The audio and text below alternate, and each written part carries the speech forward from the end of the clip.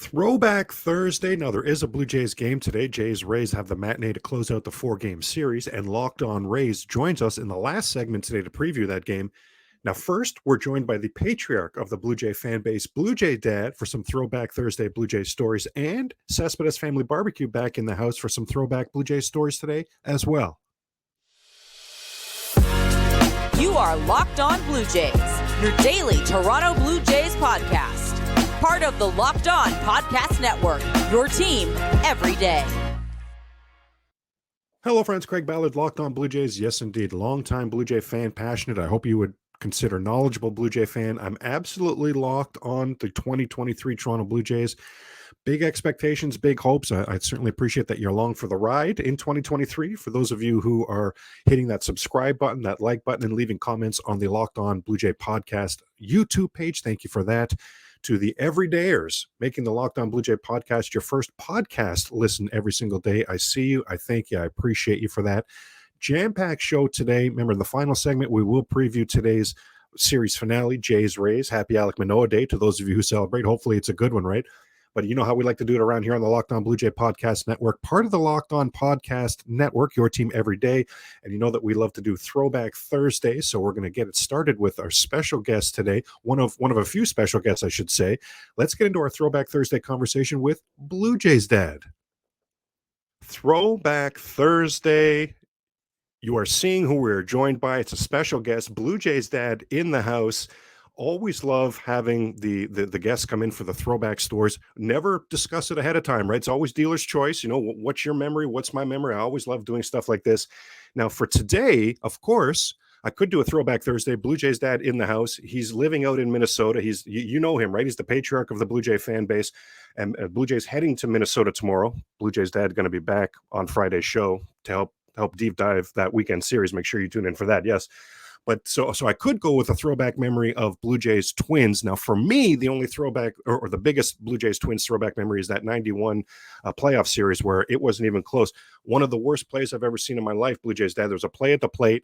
Pat Borders had the ball in his bare hand and tagged the runner with his glove. And when the umpire just was looking like stunned and just put up a very sheepish safe, and Pat Borders went nuts. He was arguing it. Like that's how out of it the Blue Jays were in that 91. So I'm not going to go Blue Jays Minnesota. This is the last game of the Blue Jays Tampa series, so I'm actually going to go Throwback Thursday with some Blue Jays Tampa. And this, for me, it's one of the top answers. Every time you see those polls on social media and that with, you know, who's the one player in the one uniform that you forget was a player on this team, right? Like Patrick Ewing with the Supersonics. So there's a bunch of you'll see Frank Thomas with the Blue Jays, but one of the great answers I think Blue Jays Dad is Jose Canseco with the Toronto Blue Jays. And now, what's the Tampa Bay tie? Let's get into it. So, of course, you're going to think of Canseco with those great Bash Brothers teams in the 80s and early 90s. And speaking of dispatching the Blue Jays from the playoffs, the Bash Brothers in 89 did just that, by the way. But you think of Jose Canseco as a monster home run hitter with the Oakland A's. Well, 1998, he plays one season with the Toronto Blue Jays. And why I'm so enamored with that season, Blue Jays Dad, is here's this big-time home run hitter at the end of his career coming to play for the Toronto Blue Jays. He hits 46 home runs. That's a career high. Yes. Blue Jays Dad, Jose Canseco's career high for home runs was with us, was with the Toronto Blue Jays. I don't think people remember that at all or think about that.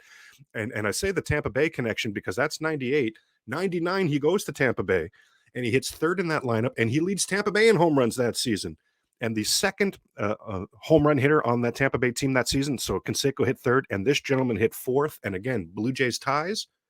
It was the crime dog Fred McGriff, Blue Jays Dad. I knew it. I was guessing. Yes. Well, you know what, Blue Jays Dad? You know what really stunned me? I was deep diving something the other day, and was looking at Fred. I don't remember why I was looking at Fred McGriff. Blue Jays Dad, I remembered him being with the Rays, yes, but I would have said a cup of coffee. I would have said 1 to 2 years. If you told me 3 years, I would have been surprised.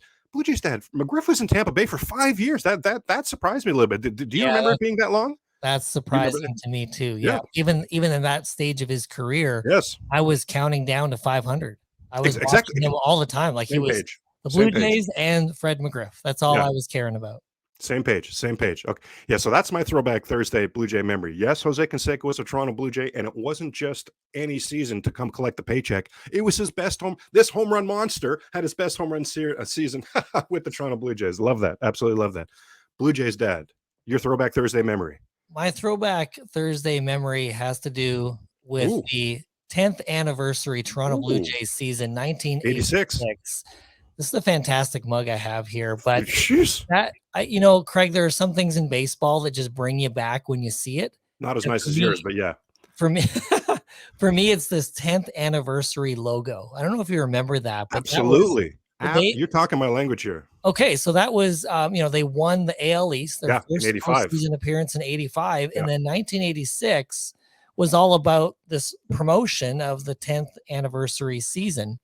And for me, that was when baseball became fully alive. That's when I was knowing it the best, because I'd watched the Jays through the 85 All-Star game. When Damaso Garcia, Ernie Witt, and Dave Steve were on that team, I Jeez. believe. And then watching in the postseason and being a little kid trying to stay up late to watch the games and all that. This 10th anniversary season logo, you walk into Zeller's and they just had all these items for sale on this. That's actually the same store that I got my Jesse Barfield Rawlings black autograph glove at Zeller's. This was like the pinnacle for me of being a kid and being a baseball fan. And so my Throwback Thursday memory is just Jesse Barfield's 40th home run that he hit that year. Wow. And how magical that was for me as a 10-year-old at the time, that he was the first Jay to reach 40 home runs. During a period of that season with George Bell, they were going back and forth. I remember they were like 30 homers, 31 homers, 32, 31. Like they were kind of, battling it out. And then Barfield took off. Yeah. And I think as he tells the story, it was Tony Kubek, one of the Jays broadcasters, that mentioned to him that he has more power the opposite way, or that he has really good opposite way power. And Jesse Barfield was like, really?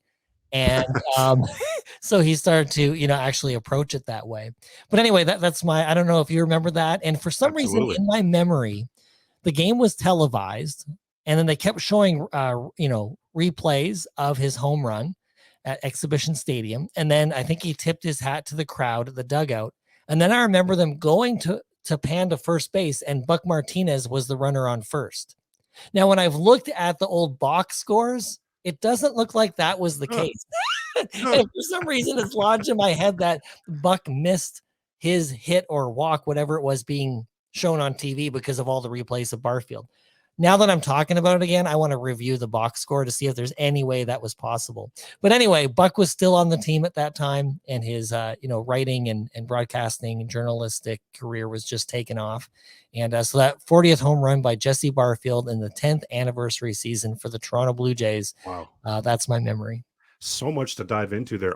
Blue Jays said, I'm going to guess that Martinez wouldn't have been batting after Barfield. Now, Ernie Witt might have, so maybe it was a scenario where Buck came in for Ernie Witt, so maybe something like that took place. But so much there that you reminded me of. So you mentioned Barfield and Bell going back and forth, and Bell ending up being the bridesmaid. That was 86. Then 87, Bell goes back and forth with a rookie, Mark McGuire, for the home run lead, ends up being the bridesmaid. I think Jesse Barfield led the league in 86 as well, right? When he as you said, that big ring, that he wears at every appearance. That's his nice. Home run king ring. Coming up on the Locked On Blue Jays podcast, part of the Locked On Podcast Network, your team every day, we have Cespedes Family Barbecue back in the house to talk some throwback Blue Jays stories. And reminder that today's Jays-Rays game is a matinee. You can catch that on Sirius XM. But first, I wanted to mention that, with the weather improving, thankfully, I love that, it is becoming shorts weather, and I've got some new favorite shorts, Bird Dogs. I can tell you a few things I like about these Bird Dog shorts. I have them right here, actually. I will say I like the colors. I do want to shout out. I do like the colors, but the fit. I mean, I feel better. I feel great actually wearing these shorts. They've become my. I've got two of them. They become my number one and number two in my rotation. The comfort. Stretchy fabric makes my legs look great, and they're comfier than my other shorts and pants, and versatility. The Bird Dogs pants and shorts, I mean, they give you the freedom. You can wear these things on the golf course, to a meeting, a date, hanging out with friends. I mean, you absolutely name it. These things are going to be good to go. I'm seeing a lot more and more celebrities really getting into these as well, because, as I said, the versatility of it and the comfort of it. So go to birddogs.com/lockedonmlb. And when you enter the code lockedonmlb, they'll throw in a free custom Bird Dogs Yeti style tumbler with every purchase. And can I tell you? Yeah, I've got mine right here. Blue Jays coming off a sweep of the Orioles. Cespedes Family Barbecue did a show with a guest host the other day. You guys were talking about, you were taking it back to, I believe it was 2005, the last time that the Orioles swept the Blue Jays in Toronto, and you were showing the lineups that day. And I mean, the 2005 Blue Jays didn't do any winning at all, but it really put a smile on my face to take me back to see that lineup, Jordan. Now, you guys were focusing on the Baltimore side of the lineup, but if you look at that Blue Jays side of the lineup, I mean, Frank Catalanato in the leadoff spot, Reed Johnson in the 7 spot. It was shortly thereafter that they moved Reed to the 1 and Catalanato to the 2. As a Blue Jay fan, that was some of my, I love that, Jordan. That was some fun. Yeah. That was a lot of fun for me there. That lineup as well, you showed that Blue Jays that day. They had Corey Koski, Shea Hillenbrand, and Eric Hinsky in the middle of the lineup. 3 third basemen. Speaking of things, Jordan, you said, hey, you're always going to see something you've never seen before. Jordan, 3 third basemen hitting back to back to back in the middle of the lineup. How weird was that? And the pièce de résistance of how weird was that game, Jordan, is Sidney Ponson dueled Roy Halladay. I mean, explain that to me. But anyway.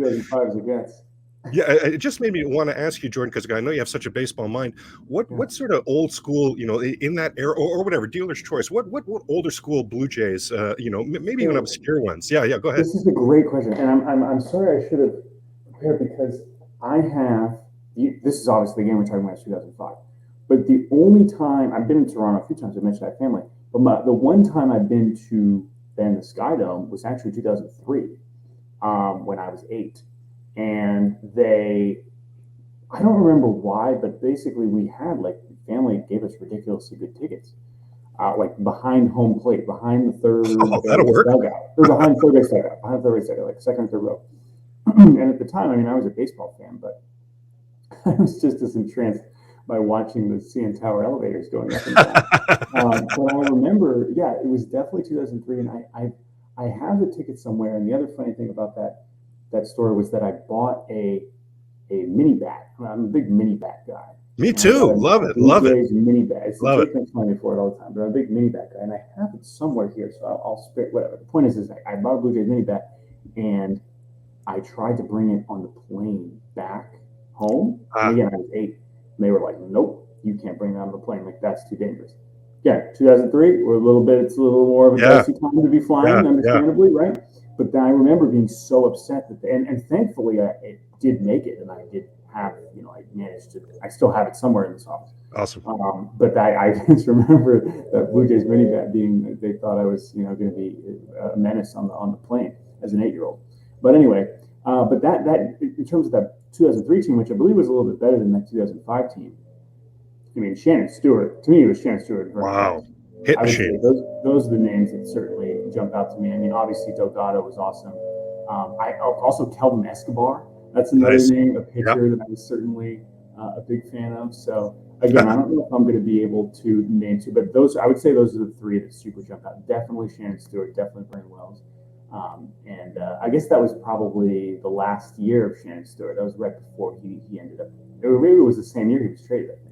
Yeah, to Minnesota, yeah, to Minnesota. And I feel like most people do think about him more as between the Blue Jays. He was in Toronto longer, but yeah, and Vernon Wells for sure. I mean, that's kind of a layup answer. But in terms of I guess not as mainstream, I think Kelvin Escobar is probably my answer. But he was pretty good too. Oh, Escobar, solid as a starter. They made him a closer at one point in his career. He didn't exactly embarrass himself as the closer. And Shannon Stewart, Jordan, hit machine. Even when he got traded to Minnesota, he went on for a year and a half, couple seasons with Minnesota. He just continued to be a hits machine. I love that call. And I'd love to know, Jordan, just keeping it in sort of the old school Blue Jays, what Blue Jays, and I'll tell you what comes to mind for me, but what Blue Jays, and if I could take Cespedes Family Barbecue and take you back to that actual event, like maybe it's the Joe Carter, but for me, I would love to see Cespedes Family Barbecue sit down with Damaso Garcia in the early 80s after he burned his uniform to turn his 1984 season around. I think you guys would have a blast with that. Or a George Bell in spring training going into 88 when he held a press conference to tell the media that they could tell then manager Jimmy Williams that I said, George Bell says, he can kiss my purple butt. He can, and I think you guys would just, have field days with things like that. But if you could go back and interview any Blue Jay in any time, what are you thinking, Jordan? Oh my gosh, that is such a good question. I feel like I don't feel like totally qualified to answer. I mean, honestly, like, I mean, the Roger Clemens Blue Jays tenure is kind Wow. of a crazy. I know that that's a little bit later, and I know that it was 2 years, but like, that is when we think about individual runs. I mean, we Yeah. there's a lot that we often reference Randy Johnson's signing and winning 4 straight Cy Youngs, right? But Roger Clemens winning Cy Young in both years with Toronto is, I feel like, a pretty, now I know personality wise, and certainly at that time we know what was going on with Roger Clemens. Mhm. But at the same time, like, I mean, that is one of, I feel like, one of the stretches of pitching that just kind of gets lost because we spend so much time thinking about him as a Red Sox and a Yankee, and of course an Astro at the end. So Yeah. that's an interesting one. I mean, that personality wise, that's probably not a great answer. But as far as like Blue Jay seasons, I'm fascinated by. I would say that certainly stands out. And I said, Jordan, I prefaced it by saying, hey, I prefaced this whole interview by saying, Jordan, we need to have some fun today. Blue Jay fans need a smile. And that put a smile on my face. Roger Clemens, those 2 seasons, back-to-back Cy Youngs, and he wins the triple freaking crown, Jordan, both seasons. He was, for last place teams, he was incredible. Oh, absolutely. Yeah. I would say that one. And then another one, just selfishly, as a member of Team Israel, is Sean Green. I mean, Nice. Sean Yeah. Green, Oh, another wow. one right around that time. But his first All-Star year in 1999 is certainly one that stands out. So, but yeah, I mean, again, like you're gonna at some point, like I'm not as qualified to start digging too deep into the 90s. But to your point, like of course, there's stuff all throughout baseball history, and we do it on our podcast sometimes. We like, I mean, you mentioned, of course, there's crazy stuff in the 70s, 80s, 90s, whatever. But we like going. If you listen to us, you know we go back 100 years. You know, Yeah. we're going back to stuff where like literally. Uh, like the world was different. It wasn't just that baseball was different; just everything was different about the universe and and the country and everything. Yeah. So that's also what we like going back to, because those are the things that are truly impossible to comprehend. Some of the stuff from 1800s baseball and whatnot.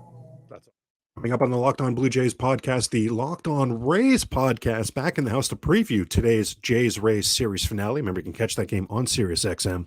But first, try it free for 30 days, just enough time to try it and then completely forget about it, right? Well, in fact, 80% of people have subscriptions they have indeed forgotten about.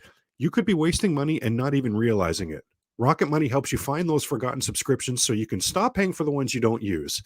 Do you know how much you pay for your subscriptions and how much they really cost each month? Because most people think they pay about $80 a month on subscriptions. Well, the price is actually closer to $200. And if you don't know exactly how much you're spending each month, you need Rocket Money. Rocket Money is a personal finance app that finds and cancels your unwanted subscriptions, monitors your spending, and helps you lower your bills all in one place. Over 80% of people have subscriptions they forgot about, and chances are you're one of them. Like that Stars app just to watch that one show, right? Or that free gaming trial that you never really actually used. Well, Rocket Money will quickly and easily find your subscriptions for you. And for any you don't want to pay anymore, you just hit cancel and Rocket Money will cancel it for you. Yeah, that easy. Rocket Money also helps you manage your finances in one place and automatically categorizes your expenses so you can easily track your budget in real time and also get alerted if anything looks off. Over 3 million people have used Rocket Money, saving the average person up to $720 per year. Cha-ching, right? Stop throwing your money away, cancel unwanted subscriptions, and manage your expenses the easy way by going to rocketmoney.com/lockedonmlb. Again, that's rocketmoney.com/lockedonmlb. And Craig Ballard here with Kevin Weiss, Locked On Rays, Locked On Jays, crossover conversation getting into Thursday's series finale. It's a matinee, 1:10 p.m. Eastern first pitch. Of course, catch that game on Sirius XM. Alek Manoah versus Zach Eflin. Now, for Alek Manoah, boy, oh boy, Blue Jays have lost all 4 of his May starts. The only loss, again, we were talking about this earlier this week, Kevin, when the Blue Jays hosted the Rays in mid-April, the Jays taking 2 out of 3 in that series. The only Rays win in that series was the Alek Manoah game, and they absolutely smashed them. And it was very typical. If you take your mind's eye back to that game, it was very typical of what we've seen from Alek Manoah in 2023. There were numerous innings where the Rays put up crooked numbers, did damage, and every single one of those innings, there was not only 2 strikes, not only 2 outs with, get one more out and get out of this inning. There was 2 strikes on the batter, but we've seen from Manoah all season long. His stuff has not been nearly sharp enough to generate those swings and misses, right the ship during, when things are going badly. He's been able to use the strikeout as a weapon his entire career. not so far in 2023. Now, been pretty good on the road. I will say that, Kevin. That's my glass half full opportunity for the Blue Jays in this game. As bad as Manoah's been in 2023, he's actually been okay. His ERA is in the low threes on the road. Too many walks. There's just no doubt about that, home or away. But he has been better on the road. Now, Rays have taken advantage of any starting pitcher that's been struggling this season. So, does Manoah's past success against you, Kevin, have you at all concerned, or are you just going, you know what, Craig? He's been so hittable in 2023. Craig, I got to tell you, you're in trouble. Yeah, that's a really good point there, because when I think of Alek Manoah, before looking at his numbers this year, I say, man, he is a tough nut to crack. He is very intimidating, and he has really good stuff. And it seems like the Rays have had struggles against him. So maybe there is that bias of the Rays aren't necessarily looking at the numbers, but focusing on what he is and what he's done in his past as well, which I guess begs the question, do you think he'll be able to turn things around as we get through the rest of the season here? Because I mean, what we've seen the last two seasons, he seemed to be a guy that was on that trajectory for being McClanahan conversation. Yeah. Our version of your McClanahan. Yeah. Yeah. So I guess you're just not too, you just want to see more before he can turn it around. Hopefully. What would you haven't seen him be himself? When I say he's been better on the road, in particular the Kansas City game, the Yankee game, these are a couple starts on the road that stand out to me. He wasn't Alek Manoah that we've seen in the past in either one of these, in either one of those examples, Kevin. But he battled really well at home. His ERA at home, I think, is like 8.5. He's just been annihilated at the Rogers Center. And Kevin D, where I'm so confused and where I'm really concerned if there is a turnaround coming is it's not like, we talked earlier in the week about Jose Barrios. Barrios has always had that slurve look good, and the sinker's doing well this season, but he could get in trouble when he misses his four-seam fastball. You say Kikuchi when he misses location with his fastball. With Alek Manoah, it's not one example. The four-seam fastball has been unrecognizable. The two-seamer has been unrecognizable. The slider, which I used to joke, Kevin, should not even be allowed against righties. We're supposed to be engaged in competition here. His slider against righties was filthy and lights out. Righties hit, I think, like 130 something against it last season. They're hitting like 270, 280 against it this season. None of his pitches have the sharpness, have the crispness. In the past, when Manoah was missing his spot, say he missed the spot with his four-seamer, it's still 97, 98. You still got to deal with that. You missed with the two-seamer, it's still got a run on it. You still got to deal with that pitch. This season, wow, every aspect, Kevin, has been unrecognizable. Now, the only glass half full I want to present for Alek Manoah is, again, he has been better on the road, but for the first time, and Locked On Blue Jays, we've been calling on this for a while, for the first time in his last start, they went away from Alejandro Kirk and they let Danny Jansen catch him. And Danny Jansen has been phenomenal as a defensive catcher and as a game caller so far this season. So hopefully there's going to be some momentum there. I'll be stunned if it's not Jansen again for this Thursday afternoon game. But yeah, I wish I could be more confident about Alek Manoah. Kevin, very literally, how you wax poetically about Shane McClanahan, very literally is the same conversation that the Blue Jay fans should be having about Manoah, even right down to the, can he be the ace? Because Kevin Gausman's here, who could lay claim to the ace. So all of what you said about McClanahan applies to Alek Manoah. He's just been unrecognizable, though, so far in 2023. And that's why, Ulysses, my co-host, and I maybe want to wait a little bit on Shane McClanahan and say, okay, let's see him do it for another 7,500 innings, and then we'll be much more confident in that realm. Because quite frankly, who knows? There probably were Blue Jays fans after the end of the last season that were ready to crown Alek Manoah the ace. So very true. No, very true. Very true. Very true. And I wondered, I questioned you, Kevin, how could you not say McClanahan's the, well, you just said, yeah, you're right. You're right. Why rush it? Right. No, you're exactly right. You're exactly right. And especially for a Rays team that has, huge aspirations. Yeah. Why rush it? No, you're exactly right. Now, and we also want to see him be able to stay healthy too, because he, after the All-Star break last season, he just wasn't quite himself. I think ran into a little bit of fatigue and stamina issues. And it's not saying that it's apples to apples or oranges to oranges, but Tyler Glasnow, I mean, he's got ace level stuff, but he just can't stay on the field. And that's a big, if Glasnow was able to stay healthy for 140, 150 innings a year, then he'd be, that it wouldn't be difficult to just put ace next to his name. But it's just really tough to do that when you're basically the pitching version of Kevin Kiermaier in a Rays uniform, just always in the trainer's room, if you will. No, you're making good points. I see why you and your co-host aren't making it rain with that ace title. Yeah. It's got to be earned. No, I'm hearing it. I'm hearing it. Kevin, Zach Eflin on the mound for you guys.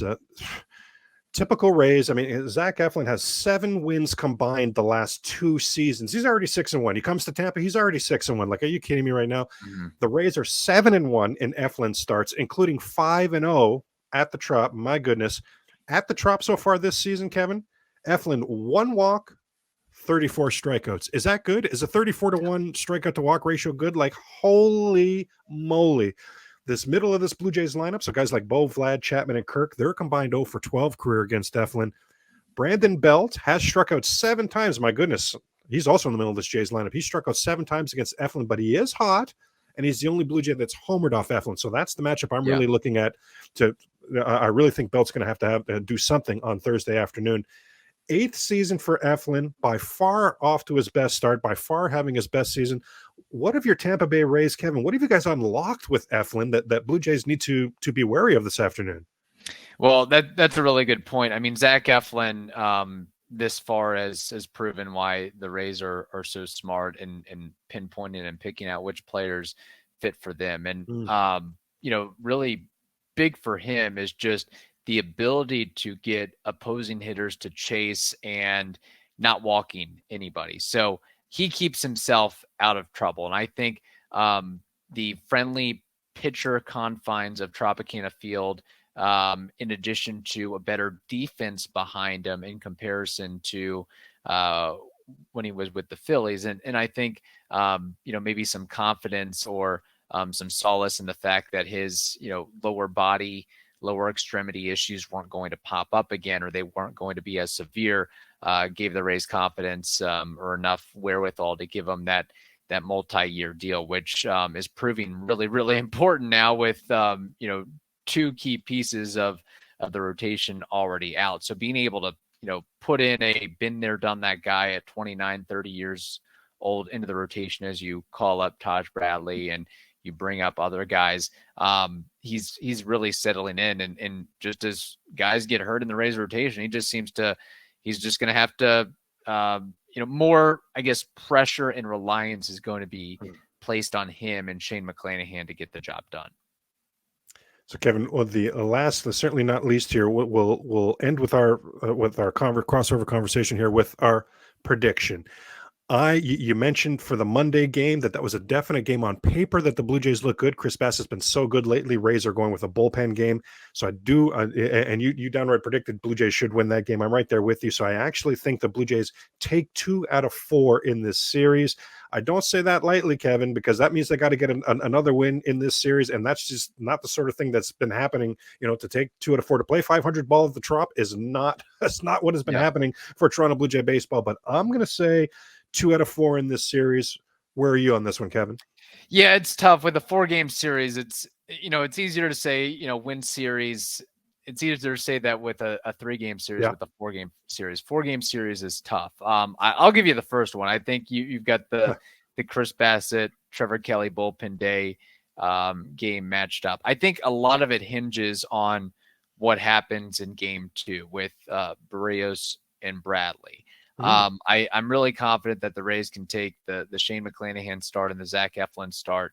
But the Bradley Barrios one is got me questioning a little bit, because there usually comes a point where I'm not going to make any bones about it. Taj Bradley, rookie, there's going to be games that he's going to struggle. He's going to have a bad game, bad start. And maybe this is the one where you have a lot of experienced all-star caliber, top level talent, position players on your team. So, I'm going to be really conservative. I'm just going to say that the Rays split this series. I'm not going to get we're both going to split. Anything else I'll take, because the Rays have shown.